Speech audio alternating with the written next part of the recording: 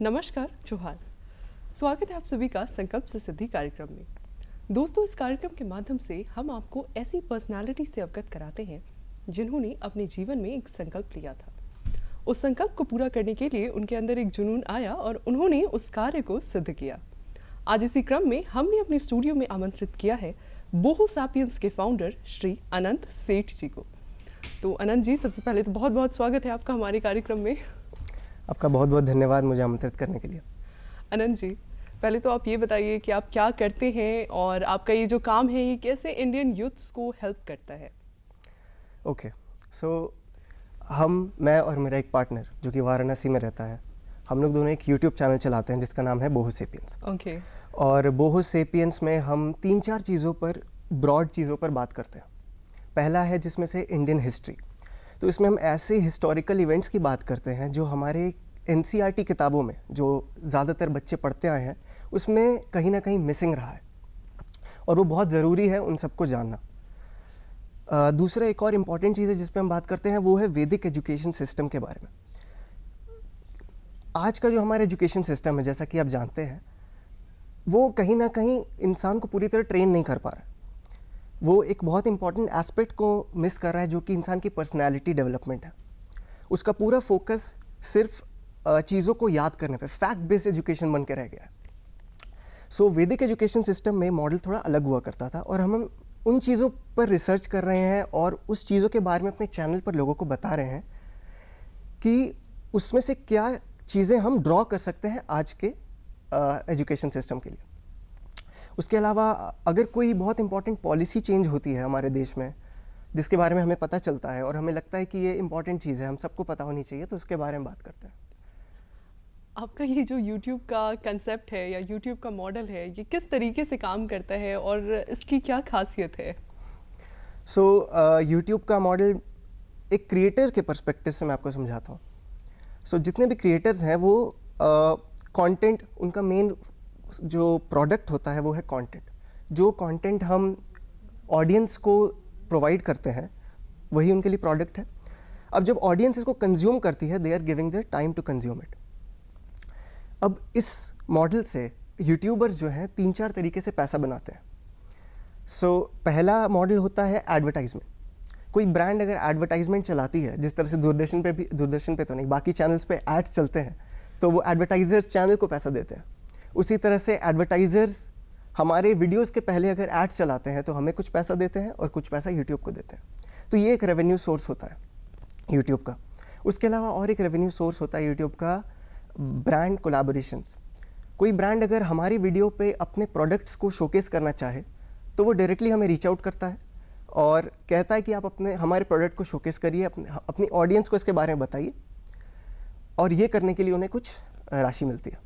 तो ये कुछ दो मॉडल्स हैं। इसके अलावा एक और मेंबरशिप्स होता है। कोई अगर इंसान हमारे चैनल से जुड़ना चाहता है और बिहाइंड द सीन्स देखना चाहता है या और चीज़ों के बारे में जानना चाहता है इन डेप्थ, जो कि हम हर यूज़र को नहीं देते, तो वो एज अ मेंबर ज्वाइन कर सकता है हमारे चैनल को। और उसके लिए वो कुछ पेड सब्सक्रिप्शन, पेड सब्सक्रिप्शन, हर मंथ का कुछ सब्सक्रिप्शन देते हैं और वही अमाउंट हमें हेल्प करता है और अच्छा कंटेंट उनके लिए बनाने में। तो ये एक तरह से देखा जाए तो आपका रेवेन्यू शेयरिंग मॉड्यूल भी हो जाता है आपके यूट्यूब कंसेप्ट का। राइट। इसके बाद हम लोग अगर आपकी कंटेंट की बात करें तो आप लोग कंटेंट क्रिएशन कैसे करते हैं? कंटेंट क्रिएशन का प्रोसेस तो हमारा बहुत सिंपल होता है, क्योंकि हम वर्चुअली काम करते हैं। हमारा सबसे पहला फोकस होता है कि हम क्या कंटेंट दें लोगों को। The content has to be the most useful part. तो सबसे पहले हम कंटेंट पे रिसर्च करते हैं, उसको एक स्टोरी की तरह बुनते हैं। वो सबसे इंपॉर्टेंट एस्पेक्ट हो जाता है स्टोरी टेलिंग। अगर आप स्टोरी टेलिंग अच्छे से नहीं कर रहे तो कोई आपको सुनने नहीं आता। तो आप स्टोरी टेलिंग की तरह से स्क्रिप्ट को बुनते हैं। उसके बाद आप उसको शूट करते हैं और वीडियो को एडिट करते हैं। हमारे साथ एक एडिटर जुड़ा हुआ है, हम 2 पार्टनर्स के अलावा हम लोग सब एडिटिंग करते हैं और finally we deliver it on YouTube. और हमारा टारगेट होता है कि हर हफ्ते हम 3-4 शॉर्ट वीडियोस या हर महीने 2 लॉन्ग वीडियोस डालें। जनरली आपकी ड्यूरेशन क्या होते हैं वीडियोस के? शॉर्ट वीडियोस का जो कॉन्सेप्ट है आजकल बहुत प्रचलन में है। इंस्टाग्राम पर भी, यूट्यूब पे भी, आप भी शायद देखते होंगे कभी शॉर्ट वीडियोस। यूट्यूब और इंस्टाग्राम खुद शॉर्ट वीडियोस को ज़्यादा प्रमोट कर रहे हैं और इसका ड्यूरेशन 60 सेकंड्स होता है, तो इसलिए 60 सेकंड्स पर फोकस रखते हैं हम ज़्यादा। और जो लंबी वीडियोस होती है वो कहीं 8 से 10 मिनट 12 मिनट तक भी जाती हैं। ओके तो एक तरह से आपकी ये भी खासियत हमने सुनी है कि आप लोगों को स्टोरी टेलिंग करते हैं with in 1 minute. Right, that's right. इसके अलावा जो आपका कंटेंट है उसमें आप किस चीज़ पे फोकस करते हैं, कहाँ से उठा कर लाते हैं और उस कंटेंट में क्या क्या चीज़ें रहती हैं जिसको आप नॉर्मली 1 मिनट में लोगों को बताते हैं जनरली? ठीक है, तो हमारा जो कंटेंट है उसके पीछे एक आप कह सकते हैं मोटिव भी है हमारा। मोटिव ये है कि हम आज के भारत के जो यूथ हैं हमारे जैसे और हमसे यंगर भी जो स्कूल और कॉलेजेस में हैं, उनको इंस्पायर करें हमारे कल्चर को और ज़्यादा जानने के लिए। ये हमारा मेन मोटिव है। तो इसके लिए हम 2-3 रास्ते अपनाते हैं। आपको मैं एक हमारे वीडियो कंटेंट के एग्जांपल से बताता हूँ। कुछ साल पहले मैं ऋषिकेश घूमने गया था। वहाँ पर एक रेस्टोरेंट ओनर थे जिनसे बात कर रहा था। वो बताते हैं कि जितने भी यहाँ पर योग के इंस्टीट्यूट्स हैं, ज़्यादातर वो अमेरिका के एक ऑर्गेनाइजेशन से उनकी एफिलिएशन है। यानी कि योग ओरिजिनेट भारत में हुआ है, ऋषिकेश कैपिटल कह सकते हैं आप योग का, लेकिन ये जो सर्टिफिकेट्स मिलते हैं ना वो अमेरिका से मिलते हैं। कारण क्या है इसका कि इतने सालों से हमारी सरकार या हम सब एज ए सिटीज़न भी अवेयर नहीं थे इस चीज़ के बारे में कि योग कितनी बड़ी चीज़ है जो हमारे देश में ओरिजिनेट हुई है। आज पूरी दुनिया इसे मान रही है, पूरी दुनिया इसको फॉलो कर रही है, लेकिन सीखने के लिए लोग अमेरिका के इंस्टीट्यूट्स क्यों जा रहे हैं या अमेरिका के इंस्टीट्यूट्स का सर्टिफिकेशन क्यों ले रहे हैं? क्योंकि वो इस चीज़ के बारे में अवेयर थे और हम अवेयर नहीं थे। तो ऐसी जो चीज़ें हैं जो मिस हो गई हैं, इनके बारे में हम बात करते हैं अपने चैनल पे। इसके अलावा अगर हम हिस्ट्री की बात करें, जैसे हमने बताया, जो मेरा पार्टनर है वो हिस्ट्री बफ कह सकते हैं उसको, वो बहुत ज़्यादा इंटरेस्टेड रहता है हिस्ट्री में। तो हमारे जो NCERT में जो हमने पढ़ी हैं चीज़ें, उसमें बहुत सारे ऐसे किंग्स के नाम और उनकी कहानियाँ मिसिंग है जो हमारे लिए गर्व की बात थी हमारे भारत के लिए। फॉर एग्ज़ाम्पल अहोम डायनेस्टी के बारे में जो उसने वीडियो बनाई थी। अहोम डायनेस्टी ईस्ट हमारे नॉर्थ ईस्ट में थी, जिस पर विदेशी आक्रांताओं ने लगभग 17-18 बार इन्वेजन करने की कोशिश की, उनको हराने की कोशिश की, पर वो कभी उन्हें हरा नहीं पाए। तो ये एक बहुत बड़ी बात हो जाती है और इस चीज़ को हमारी हिस्ट्री बुक में कहीं नहीं लाया गया। तो पिछले साल NCERT में कुछ चेंजेस हुए, इस एस्पेक्ट को बुक में इंक्लूड किया गया। तो हमने इस पर एक वीडियो बनाई, लोगों को बताया होम्स के बारे में कि देखिए ऐसा ऐसा चेंजेस होने वाले हैं। तो हमें ये समझ आया कि लोग इस चीज़ को समझते हैं कि कितना ज़रूरी है ये जानना, लेकिन वो अवेयर नहीं है कि कितनी सारी चीज़ें हैं जो मिस हो गई हैं, कितनी सारी चीज़ों के बारे में बात करना ज़रूरी है। तो हम जब ये कंटेंट बना के डालते हैं तो मेजॉरिटी जो लोग हैं वो बहुत इंटरेस्ट लेते हैं इसमें। वो कमेंट करते हैं, कुछ बधाई देते हैं कि थैंक यू सो मच बताने के लिए। कुछ हमें और चीज़ें वो खुद बताते हैं कि अपने कल्चर से कनेक्ट हो पाते हैं। हाँ जी, बिल्कुल। हमें और चीज़ें वो बताते हैं जिससे हम और सीखते हैं। तो इट्स अ 2 वे थिंग। हम उन्हें कुछ इन्फॉर्मेशन उनके साथ शेयर करते हैं, वो हमें कुछ बताते हैं, फिर हम उस पर बिल्ड ऑन करते हैं और चीज़ें बनाते हैं। इससे हमें सेंटिमेंट भी समझ आता है कि लोगों को आखिर में क्या चाहिए, उन्हें कौन सी चीज़ें पसंद आ रही हैं। तो इसके हिसाब से हमारा कंटेंट और बिल्डअप होता जाता है। आपके इस कंसेप्ट का यूनिकनेस क्या है और ये किन किन सब्जेक्ट्स पे फोकस करता है? ठीक है, तो मैंने आपको 2 सब्जेक्ट्स तो बताए। हाँ। हिस्ट्री हो गया, वैदिक एजुकेशन हो गया। तो वैदिक एजुकेशन के बारे में मैं थोड़ा सा और आपको बताता हूँ। तो हमारा जो मेन कॉन्सेप्ट है, इसके बारे में बहुत आर्टिकल्स हैं, बहुत किताबें लिखी गई हैं, हर जगह इसके बारे में। ये बहुत यूनिक कॉन्सेप्ट नहीं है, लेकिन इसकी यूनिकनेस ये है कि हम उसको जिस वे में प्रेजेंट कर रहे हैं, हम उसको शॉर्ट फॉर्मेट में बहुत ही ईजीली कंज्यूमेबल बना रहे हैं। अभी वैदिक एजुकेशन सिस्टम के ऊपर कई किताबें लिखी गई हैं, 20-25 किताबें हैं जिनके नाम मुझे पता है, लेकिन वो सारी किताबें पढ़ने का क्या समय है हमारे पास? हम इतने बिजी हैं, किताबें पढ़ नहीं सकते। तो हमारा क्या काम होता है, हमारी टीम का काम होता है, हम उन किताबों को पढ़ते हैं, उनमें से वो जो सबसे ज़रूरी जानकारी है वो लोगों तक पहुंचाते हैं। तो ये हमारी यूनिकनेस है कि हम छोटे फॉर्मेट में लोगों को ऐसी जानकारी दे रहे हैं जो वो जानना चाहते हैं और उनके पास समय नहीं मिलता। मैंने आपकी कई वीडियोस देखी भी हैं, 1 मिनट में अधिकतम से अधिकतम जानकारियाँ आप उसमें दे देते हैं जो काफ़ी एंटरटेनिंग रहती हैं, प्लस इंफॉर्मेशन गिविंग रहती हैं। राइट, कोशिश करते हैं। तो इंफोटेनमेंट शामिल होता है उसमें। Exactly, infotainment is the right word. अगर हम बात करें तो इसके अलावा और आपकी क्या सब्जेक्ट्स कवर होते हैं अपार्ट फ्रॉम वैदिक एजुकेशन एंड हिस्ट्री? तो एक इम्पॉर्टेंट सब्जेक्ट अभी हमने कवर किया था, वो है कैलाश टेम्पल। हम हमारी टीम के साथ और हमारे कुछ एडवाइज़र्स हैं, उन सब के साथ हम गए थे महाराष्ट्र। संभाजी नगर घूमने गए थे, वहाँ पर यही एक्सप्लोर करने गए थे कि कैलाश मंदिर क्या है। तो कैलाश मंदिर का हमने जो काफ़ी समय पुराना है कैलाश मंदिर, उसका जो आर्किटेक्चर है, साइंटिस्ट और इंजीनियर आज भी बैफल हो जाते हैं उसको देखकर कि ये कैसे बनाया गया उस ज़माने में जब इतने एडवांस टूल्स नहीं थे। तो उसको हमने पूरा कवर किया। ऐसे आर्किटेक्चर और हेरिटेजेस जो हमारे भारत में हैं और हम सबके लिए पॉसिबल नहीं है उसको विज़िट करना, तो हम उसके बारे में जानकारी, हम वहाँ के जो टूर गाइड्स थे जो 40-40 साल से वहाँ लोगों को उसके बारे में बता रहे हैं, उसको पूरे हमने कवर किया, एक डॉक्यूमेंट्री स्टाइल वीडियो बनाई। और हमारा प्लान है कि ऐसी वीडियोस और बनाएंगे इन द फ्यूचर। आप ये बताइए अनंत कि इस चीज़ की शुरुआत कहाँ से हुई? कब आपके माइंड में आया कि ऐसा कुछ मुझे करना है या इस चीज़ की ज़रूरत है लोगों को? कब आपके माइंड में ऐसा आया? तो कोई एक दिन नहीं था कि जब माइंड में आया कि हाँ अब ये शुरू करना है। तो मैं और मेरा पार्टनर जो है, हम लोग इंजीनियरिंग हमने 2018 में पास की टोटल थी। आप लोग साथ में? सो हमने 2 लोगों ने ही शुरुआत की थी। अच्छा, और हमारे साथ आपके अलावा दूसरे का नाम? दूसरे का नाम है पुलकित चौरसिया। Okay. वो रहते हैं वाराणसी में। ओके। हाँ जी। तो हम कोऑर्डिनेशन कैसे हो पाता है? हमारा सारा कोऑर्डिनेशन ऑनलाइन ही होता है, हम वर्चुअली काम Okay. करते हैं अभी। उम्मीद है जल्दी ऑफिस सेटअप करेंगे। ओके। उसकी अभी ज़रूरत नहीं पड़ती, ऑनलाइन ही हमारा काम अच्छा चल रहा है। ओके। तो मैं और मेरा पार्टनर जो है 2018 में हम लोग दोनों इंजीनियरिंग ग्रेजुएट्स हुए थे। मैं टेलीकम्युनिकेशन इंजीनियर हूँ, वो मैकेनिकल इंजीनियर। ओके। उसके बाद मैं प्रोडक्शन लाइन में चला गया था, डिजिटल मार्केटिंग लाइन में चला गया था। मैं दिल्ली में वैल्यू फर्स्ट में डिजिटल मार्केटिंग में काम किया। उसके बाद होम शॉप 18 में लगभग 6 महीने काम किया। तो वहाँ से मेरा इंटरेस्ट डिजिटल मार्केटिंग और वीडियोज़ में आने लगा। और उसके बाद से मैं वापस रांची आकर मैंने अपनी वीडियो प्रोडक्शन एजेंसी स्टार्ट की थी और अभी भी मैं उसको चला रहा हूँ, वीडियोस बनाकर देता हूँ क्लाइंट्स के लिए। सो वीडियोस में मेरा हमेशा से दिलचस्पी रही है कैसे वीडियो को और अच्छे से बनाना है। ओके। मेरा जो पार्टनर है वो आर्मी के लिए, डिफेंस के लिए प्रिपरेशन कर रहा था। तो जब वो प्रिपरेशन कर रहा था तो वो बहुत सारी चीज़ों के बारे में पढ़ रहा था, क्योंकि उसके लिए सारी हिस्ट्री, ज्योग्राफी, हर कुछ पढ़ना पड़ता है। नॉलेज का भरमार आ गया। नॉलेज का भरमार उसके अंदर हाँ। आ गया, मेरे अंदर क्रिएटिविटी का भरमार आ गया। ओके। तो हमारा ऑफन डिस्कशन होता रहता था चीज़ों पर कि क्या चल रहा है, कैसे और बेटर कर सकते हैं। तो उन पॉलिसीज़ के बारे में वो मुझे बताता रहता था। और इन चैनल यूट्यूब के बारे में या वैदिक एजुकेशन में मुझे हमेशा से इंटरेस्ट था। इन सब के बारे में हम लोग डिस्कशन करते रहते थे। तो one fine day after Covid we thought कि ये जो हम डिस्कशन इतना कर रहे हैं, अगर इसी को हम रिकॉर्ड कर लेना तो लोगों को सुनने में मज़ा आ जाएगा। ओके। तो ऐसा करते हैं, शुरू करते हैं, एक वीडियो बनाना शुरू करते हैं और चैनल पे डालना शुरू करते हैं। 6 महीने करके देखते हैं क्या होता है। अगर अच्छा चला तो बढ़िया है, नहीं चला तो भी कोई बात नहीं। लेकिन ये ऐसी चीज़ है कि हमें इस पर बात करना आवश्यक है।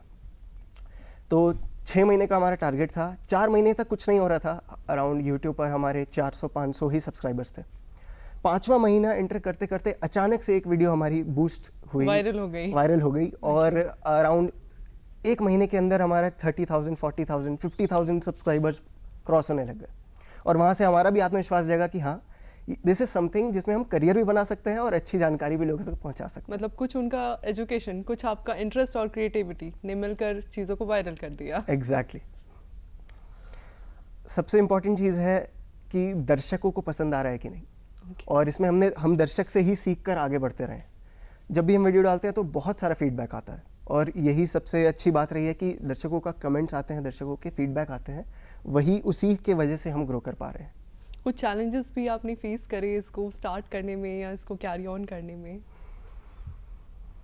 हाँ जी, चैलेंजेस तो बहुत सारे आते हैं। सबसे पहले चैलेंजेस आता है समय। ओके।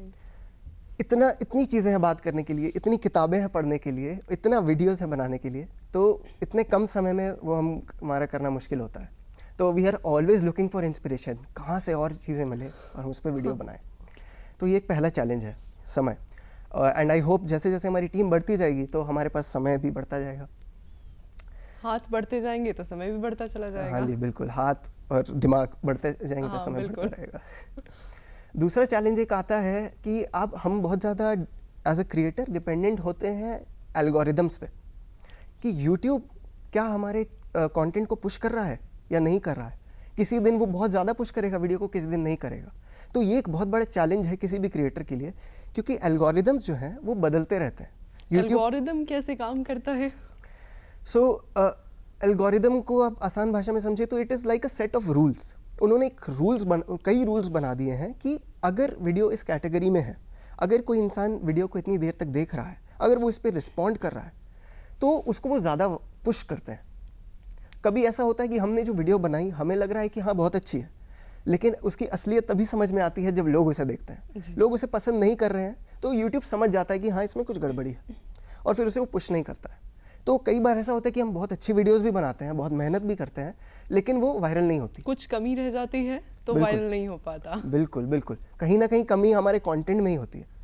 तो ये एक चैलेंज है जिसपे हम धीरे धीरे समझ के उसको बिल्ड ऑन करते रहते हैं। और हमारी जो पहला दिन का वीडियो अगर आप देखें और आज के वीडियो देखें तो आपको मैसिव डिफरेंस दिखेगा कंटेंट की क्वालिटी में, स्टोरी टेलिंग में। बिल्कुल। तो और ये ऐसा ग्राफ बढ़ता रहेगा, हम सीखते जैसे जैसे सीखते आते हैं वैसे चलता रहता है। तो ये एक और चैलेंज है, एल्गोरिदम्स को समझना, उसके हिसाब से कंटेंट और अच्छा बनाना। तो बेसिक चैलेंजेस आपके यही आए कि वीडियो कितना पुश हो रहा है, कंटेंट कितना पुश हो रहा है यूट्यूब के द्वारा। हाँ जी। और एक और चैलेंज है ओके। कि क्योंकि ये जो जिस चीज़ों पे हम बात करते हैं वो थोड़े सेंसिटिव इश्यूज होते हैं, तो और हम आजकल सोशल मीडिया के ज़माने में मिस इन्फॉर्मेशन बहुत ज़्यादा है। बहुत ज़्यादा है। तो हम जब भी रिसर्च करते हैं तो कई आर्टिकल्स को पढ़ते हैं, कई किताबों में से पढ़ते हैं।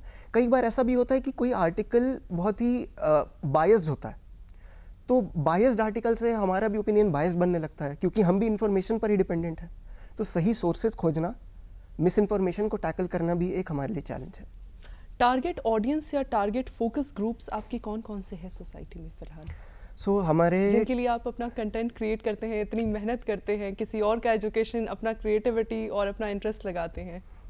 हाँ जी। तो इनिशियली ऑनेस्टली हमारा कोई एक सेट टारगेट ऑडियंस नहीं था कि हाँ यही हमारा टारगेट ऑडियंस है। हम एक्सप्लोर कर रहे थे, लेकिन धीरे धीरे समझ में आया कि हमारे वीडियोस को कौन देख रहा है। तो हमारे वीडियोस के ज़्यादातर जो व्यूअर्स हैं वो 18 साल से 35 साल के बीच के लोग हैं, कॉलेज इंडियन यूथ्स। हाँ जी बिल्कुल।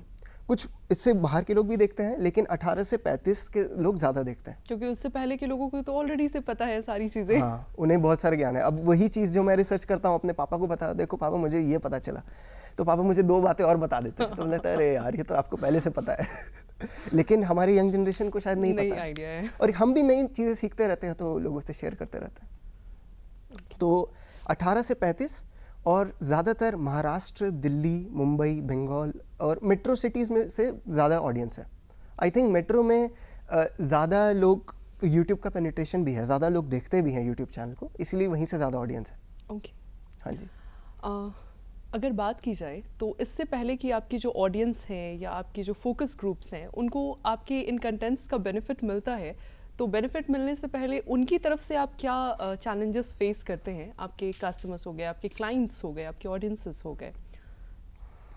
हाँ जी। तो हमारे जो व्यूअर्स हैं, हर कोई के अंदर एक क्यूरियोसिटी होती है। तो सबसे बड़ा चैलेंज ये है कि उनकी क्यूरियोसिटी को हमें फीड करना होता है। तो उनके लिए चैलेंज है कि हम कहाँ से और सीखें इन चीज़ों के बारे में। अगर आप अभी इंटरनेट पर जाएंगे और सर्च करेंगे तो आपको किताबें मिलेंगी, बहुत कॉम्प्लेक्स आर्टिकल्स मिलेंगे, लेकिन आपको ईजी वे में एक्सप्लेन करने वाली चीज़ें नहीं मिलेंगी। उसके अलावा बहुत सारे इश्यूज़ होते हैं हमारे पर्सनल लाइफ में जो हम अपने माँ बाप से भी कई बार नहीं शेयर करते। हमें लगता है शायद वो ना समझें, और कई बार नहीं भी समझते हैं, और ये सत्य है। तो बहुत सारे इश्यूज़ हैं जिनसे हम दोस्तों के बारे में बात नहीं करते। तो ये इश्यूज़ में फॉर एग्जांपल डिप्रेशन भी एक चीज़ है। इसके अराउंड लोग बात नहीं करते ज़्यादा और अंदर ही अंदर घुटते रहते हैं इन चीज़ों को लेकर। लेकिन अगर हम उस चीज़ पर बात करें और कोई सोल्यूशन प्रोवाइड करते हैं हमारे स्क्रिप्चर्स में से, क्योंकि हमारे स्क्रिप्चर्स में इन सारी चीज़ों के सोल्यूशंस हैं। फॉर एग्जांपल भगवद गीता में कृष्ण भगवान उपदेश देते हैं अर्जुन को, it is like a complete self help guide. पूरी तरह सेल्फ हेल्प गाइड है। आप लाइफ के कहीं भी फंस रहे हैं लाइफ में, आप अगर उस किताब को रेफ़र करेंगे आपको एक सोल्यूशन ज़रूर मिल जाता है। तो हम कोशिश करते हैं उनमें से भी कुछ चीज़ें ड्रॉ करें और लोगों के साथ शेयर करें। और लोग कहते भी हैं कि मुझे लगता था कि मैं अकेला ही इस चीज़ से जूझ रहा हूँ, लेकिन I am glad to know कि और भी लोग इस चीज़ से जूझ रहे हैं, और थैंक यू आप सोल्यूशन शेयर कर रहे हैं। तो ये एक चैलेंज जो लोग फेस करते हैं उन्हें नहीं पता होता है। और जैसे जैसे अवेयरनेस बढ़ती है ना, जैसे जैसे नए आइडियाज़ लोगों को मिलते हैं, तो वो एक बीज डल जाता है लोगों के दिमाग में। धीरे धीरे उन चीज़ों पर वो बिल्ड ऑन करके आगे उनके लाइफ में ज़रूर हेल्प करता है। कोई ऐसा एस्टॉनिशिंग फैक्ट फाइंडिंग या कोई ऐसा सरप्राइजिंग चीज़, सबसे इंटरेस्टिंग चीज़ जो आप किसी that you came across during all these things, जब आप ये चीज़ें कर रहे थे, तो सबसे अच्छी या इंटरेस्टिंग चीज़ जो आपके सामने आई हो एज अ फैक्ट फाइंडिंग या एज एन ऑब्जर्वेशन, जो आपको सबसे ज़्यादा इंटरेस्टिंग लगा हो वैसे तो बहुत सारी चीज़ें या हैं। एस्टॉनिशिंग लगा हो? उसमें सबसे ज़्यादा एस्टॉनिशिंग और इंटरेस्टिंग क्या लगा आपको अभी तक के दौर में? इसमें बहुत सारी चीज़ें हैं और हर किसी को अलग चीज़ एस्टॉनिशिंग लग सकती है। मुझे सबसे एस्टॉनिशिंग ये लगता है कि जो भगवान बुद्ध की अगर बात करें, कैसे उन्होंने उस समय में हमारे जो रियलिटी है, हम जो साइंटिस्ट आज भी जिसकी खोज में लगे हुए हैं, जैसे वो सुप्रीम कॉन्शियसनेस की बात करते हैं, कैसे उस समय उस रियलिटी को सिर्फ ध्यान के माध्यम से, मेडिटेशन के माध्यम से समझ लिया और उस इंफॉर्मेशन को लोगों के साथ शेयर करते गए। आज भी साइंटिस्ट उस चीज़ को समझने के लिए बहुत सारे तरीके लगा रहे हैं, पर वो अभी भी सफल नहीं हो पा रहे हैं। तो ये सबसे एस्टॉनिशिंग चीज़ है जो मुझे लगता है कि हमारे एंसेस्टर्स ने डिस्कवर की है। और एक और एस्टॉनिशिंग चीज़ ये है कि कैसे हमने इसको इतनी आसानी से खो दिया। हमारी सोसाइटी में बहुत कम ही लोग हैं जो इस चीज़ को फॉलो करते होंगे और समझते होंगे, बाकी हम सब कहीं ना कहीं एक रेस में ही दौड़ रहे हैं। ऑडियंसेस के साइड से जो चैलेंजेस आप फेस करते हैं वो हमने डिस्कस करा, इसके अलावा और क्या चैलेंजेस आप फेस करते हैं? एक सबसे बड़ा चैलेंज है फंड्स, डेफिनेटली। क्योंकि यूट्यूब अगर कोई भी शुरुआत करना चाहता है तो स्टार्टिंग के 1 साल 2 साल it is not easy to get a lot of audience. तो जैसे जैसे ऑडियंस बढ़ती है, जैसे जैसे आपका वीडियोस पे वॉच टाइम बढ़ता है, वैसे वैसे आपको रेवेन्यू बढ़ता जाता है। तो इनिशियली रेवेन्यू का बहुत क्रंच होता है, क्योंकि आप बहुत सारे चीज़ों काम करना चाहते हैं, आपके पास बहुत आइडियाज़ होते हैं, लेकिन आप एग्जीक्यूट करने में कहीं ना कहीं पीछे रह जाते हैं। क्योंकि अगर जहाँ आपके पास फंड्स होंगे, जहाँ आपके पास टीम होगी, तो वहाँ पे आपका ग्रोथ जल्दी होता है। नौकरी छोड़कर आपने ये सारी चीज़ें शुरू की, कैसे पॉसिबल हो पाया? नौकरी छोड़कर कैसे परिवार वालों को मैनेज करा आपने? भगवान का शुक्र है कि मेरे परिवार वाले बहुत सपोर्टिव हैं। वो मुझे पुश करते हैं कि जल्दी करो, शादी करनी है, बहुत कुछ करना है, लेकिन कहीं ना कहीं वो सपोर्ट करते हैं, क्योंकि वो समझते हैं कि हम जो काम कर रहे हैं उसमें समय लगता है। दूसरी चीज़ ये कि हम साइड बाय साइड, मेरा एक वीडियो मार्केटिंग एजेंसी का भी बिजनेस है, जिसमें हमारे यूएस के भी क्लाइंट्स होते हैं और इंडिया के भी क्लाइंट्स होते हैं, जिनको हम वीडियो मार्केटिंग की कंसल्टिंग देते हैं, जिनको हम वीडियोस बना कर देते हैं, उनका सोशल मीडिया चैनल ग्रो करने में हेल्प करते हैं। ऑल्दो अभी हमारा फोकस बहुत ज़्यादा चैनल की तरफ, हमारे खुद के चैनल की तरफ शिफ्ट हो गया है, बट एक वो है जो हमारा जो सपोर्ट करता रहा है बैक एंड पे। इसके अलावा अगर हम बात करें तो आपके हर बिज़नेस को चलाने के लिए फाइनेंसेस की ज़रूरत होती है, इन्वेस्टमेंट की ज़रूरत होती है। क्या आपके बिज़नेस को चलाने के लिए या स्टार्टअप को चलाने के लिए भी कुछ इस तरह का रेवेन्यू शेयरिंग मॉड्यूल या फंड्स की ज़रूरत पड़ी, या ज़ीरो फंड्स से आपने नहीं, हमने बिल्कुल ज़ीरो फंड से स्टार्ट किया। Okay. लैपटॉप, मोबाइल और ट्राईपॉड, इसके अलावा और कोई चीज़ की ज़रूरत नहीं थी। इन्वेस्टमेंट रहा तो बस एजुकेशन का, इंटरेस्ट का हाँ और जी, आपके समय खुद का। के समय का। हाँ जी, तो स्टार्ट करने के लिए ज़्यादा पैसों की ज़रूरत नहीं है, ग्रो करने के लिए हाँ फंड्स की ज़रूरत पड़ती है। ओके। कोई ऐसी चीज़ जो आप शेयर करना चाहेंगे किसी यूट्यूबर के लिए, अगर वो अपना यूट्यूब चैनल क्रिएट कर रहा है, इस तरह का कोई कंटेंट क्रिएट कर रहा है, या कोई इस तरह का स्टार्टअप क्रिएट कर रहा है, तो कोई ऐसी चीज़ जो आप शेयर करना चाहेंगे, डूज एंड डोंट्स, या कोई ऐसी एडवाइस? हाँ जी, बिल्कुल। हमने सीखा है ये अलॉन्ग द वे, तो ज़रूर मैं शेयर करना चाहूँगा। तो पहली चीज़, अगर आप एक यूट्यूब चैनल शुरू कर रहे हैं तो ये ध्यान में रखिए कि आप एग्जैक्टली किस चीज़ पे बात करने वाले हैं। ऑल्दो आप एक्सपेरिमेंट करके भी सीख सकते हैं इसको, लेकिन अगर आप स्टार्टिंग से एक नीश को पकड़ लें, ब्रॉड नहीं जाकर एक छोटी सी चीज़ को पकड़ लें कि हाँ मैं इसी चीज़ के बारे में बात करूँगा, तो आपको ज़्यादा फ़ायदा करेगा। फॉर एग्जांपल, अगर आप न्यूट्रिशन की बात करते हैं तो न्यूट्रिशन के लाखों करोड़ों चैनल्स होंगे यूट्यूब पर, लेकिन न्यूट्रिशन में भी आप सेगमेंट कर सकते हैं। एक हो गया कि आप घर के खाने को और न्यूट्रिशियस कैसे बनाएं, एक हो गया कि आप स्पोर्ट्स में अगर जा रहे हैं तो आपका क्या न्यूट्रिशन होना चाहिए, एक हो गया कि अगर आप सिर्फ वेजिटेरियन खाना चाहते हैं तो आपका क्या न्यूट्रिशन होना चाहिए। तो उसमें और ज़्यादा डेप्थ में जाकर एक टॉपिक को अगर आप पकड़ेंगे तो आप ज़्यादा सफल होंगे। दूसरी चीज़ है कि कंसिस्टेंसी बहुत इंपॉर्टेंट है। यूट्यूब और इंस्टाग्राम आपको तभी रिवॉर्ड करेगा अगर आप कंसिस्टेंटली कंटेंट डाल रहे हैं। अगर आप बीच में कंसिस्टेंसी ब्रेक करते हैं तो वो आपको दिखेगा, आपके ग्राफ में एक डिप आता हुआ कि हाँ मेरे व्यूअर्स कम हो गए। तो कंसिस्टेंसी आपको समय डेडिकेट करना ही पड़ेगा अगर आपको यूट्यूब पर ग्रो करना है तो। सब्जेक्ट की यूनिकनेस आप कैसे मेंटेन रखते हैं? हिस्ट्री हो गई या वैदिक एजुकेशन हो गया या और कोई सब्जेक्ट हो गए? सो हमारा जो सब्जेक्ट है इसमें इतनी चीज़ें हैं बात करने की कि हमें कंटेंट की कमी नहीं होती।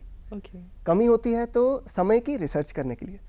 तो अभी मैं फ़िलहाल दो तीन किताबें हैं जो रेफ़र कर रहा हूँ, वैदिक एजुकेशन सिस्टम के बारे में पढ़ रहा हूँ। वहाँ से मेरे को इतने सारे कंटेंट के आइडियाज़ मिलते हैं। फॉर एग्जांपल बताता हूँ, कास्ट सिस्टम के बारे में हमारे समाज में बहुत बात होती है कि कास्ट डिस्क्रिमिनेशन होता है बहुत ज़्यादा। लेकिन अगर उस समय देखा जाए तो कास्ट डिस्क्रिमिनेशन नहीं, कास्ट सिस्टम एक पर्पस को फुलफ़िल करने के लिए होता था। और हमारे एजुकेशन में भी डिवाइड कर दिया जाता था कि इस वर्ग के लोग इस चीज़ को पढ़ेंगे ताकि वो इस समाज के इस एस्पेक्ट को आगे बढ़ा सकें। इसके बारे में डिटेल में अपने चैनल पे बात करूँगा, तो आप देखना चाहते हैं तो आ सकते हैं। तो ये एक सिस्टम हो गया। उसके अलावा बात की जाती है कि महिलाओं को क्या पढ़ने नहीं दिया जाता था। महिलाओं को भारत में हमेशा पीछे रखा जाता था, पढ़ने नहीं दिया जाता था। तो इसके बारे में भी बहुत डिटेल्स है कि जो हमारे वेद हैं, 20 ऋषिकाओं का भी सहयोग है उस वेद को लिखने के लिए। तो कहीं ना कहीं मिस इन्फॉर्मेशन आज भी है, और इन सब चीज़ों के बारे में हम को किताबों से इन्फॉर्मेशन मिल जाती है और इसी के अराउंड हम बात करते हैं। अनंत जी, आप हमारे शो में आए और आपने हमारे दर्शकों को इतनी विशेष जानकारियाँ दी, इसके लिए बहुत बहुत धन्यवाद, आभार। अगले कार्यक्रम में आपसे फिर मुलाकात होगी किसी ऐसे ही नई पर्सनालिटी के साथ। तब तक के लिए हमें और हमारी पूरी टीम को दीजिए इजाज़त। नमस्कार, जोहार।